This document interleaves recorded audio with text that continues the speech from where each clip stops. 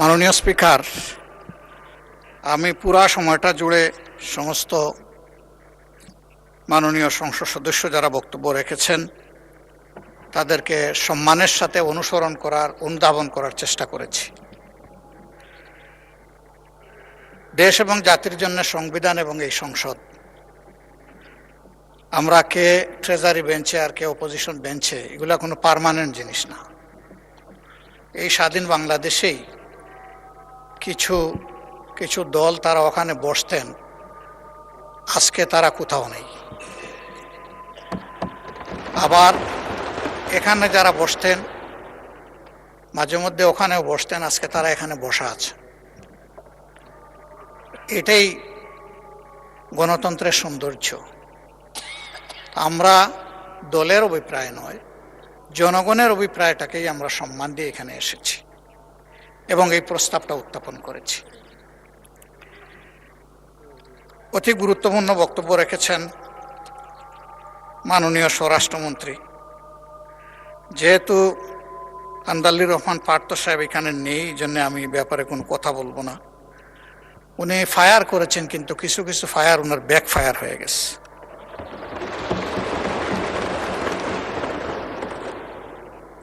জনাব সালাউদ্দিন আহমদ সাহেব অত্যন্ত বিজ্ঞ লোক।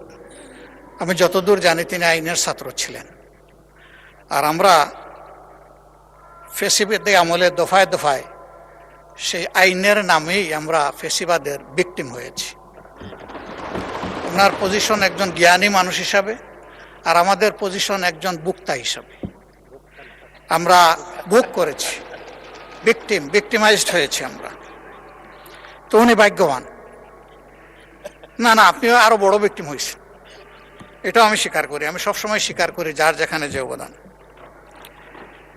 তিনি 73 সালের পরে অর্ডার যে আইন নয় সেইটার উল্লেখ করেছেন, কিন্তু এর পরে বহু অর্ডারও, বহু অধ্যাদেশ, বহু আদেশ আইনের রূপ নিয়েছে। আজকে যদি সেই সমস্ত সম্মানিত ব্যক্তিদের সম্পর্কে কথা বলি, তারা আজকে দুনিয়ায় নেই।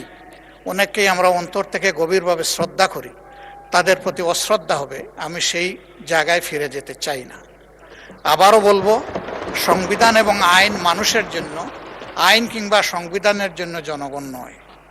এই জিনিসটা আমরা খেয়াল রাখলে ভালো হতো। ব্যক্তিগতভাবে আমি বিশ্বাস করি যে এখানে যারা এসেছেন তারা জনগণের মধ্যে অতি শ্রদ্ধার পাত্র।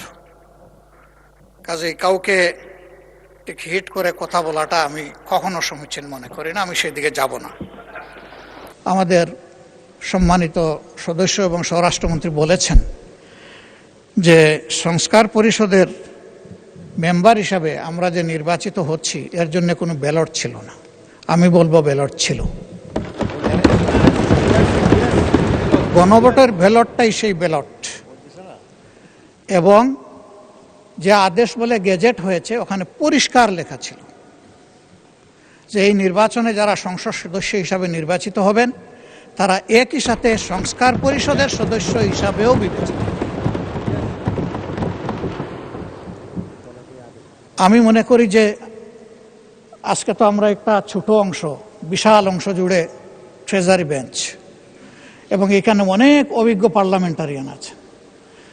আমি ব্যক্তিগতভাবে একেবারেই পার্লামেন্টে একজন শিশু। আজকে এই পার্লামেন্টে আমার বয়স হচ্ছে 4 দিনের শিশু আমি। তারা তো অভিজ্ঞ, তারা এই বিষয়গুলো আগে নিশ্চয়ই খুঁটে খুঁটে দেখেছেন।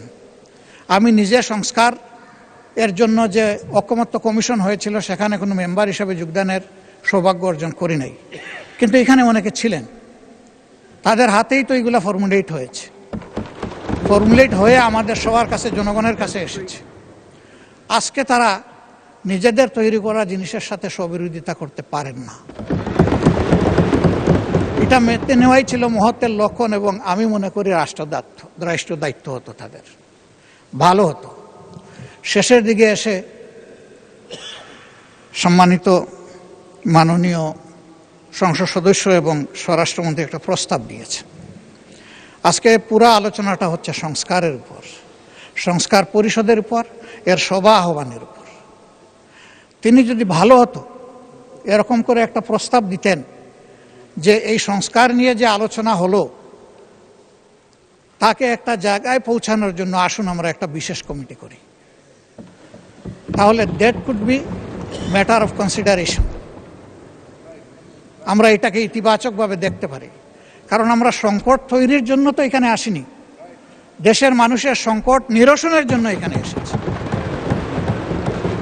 আমরা প্রথম দিনই মাননীয় স্পিকারকে অভিনন্দন জানাতে গিয়ে বলেছিলাম যে আমরা একটা গঠনমূলক বিরোধী দল হিসাবে এখানে দায়িত্ব পালন করতে চাই।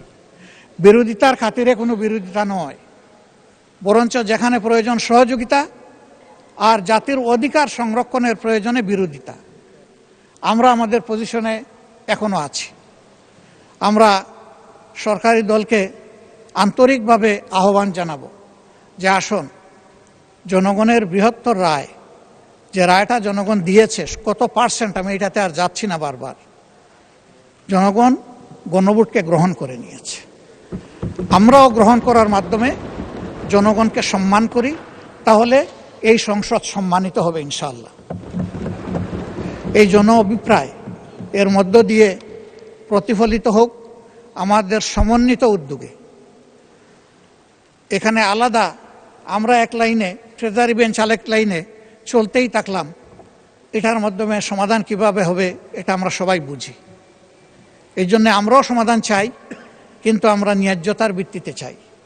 যে বিষয়ের উপরে আলোচনা হয়েছে সেই বিষয়ের উপরে একটা কমিটি আপনি যদি উত্তম মনে করেন আপনি করে দিতে পারেন, তবে সেখানে আমাদের আহ্বান থাকবে যে দুই দিক থেকেই সমান সংখ্যক সদস্য নিয়ে যেন ওই কমিটি গঠিত হয়।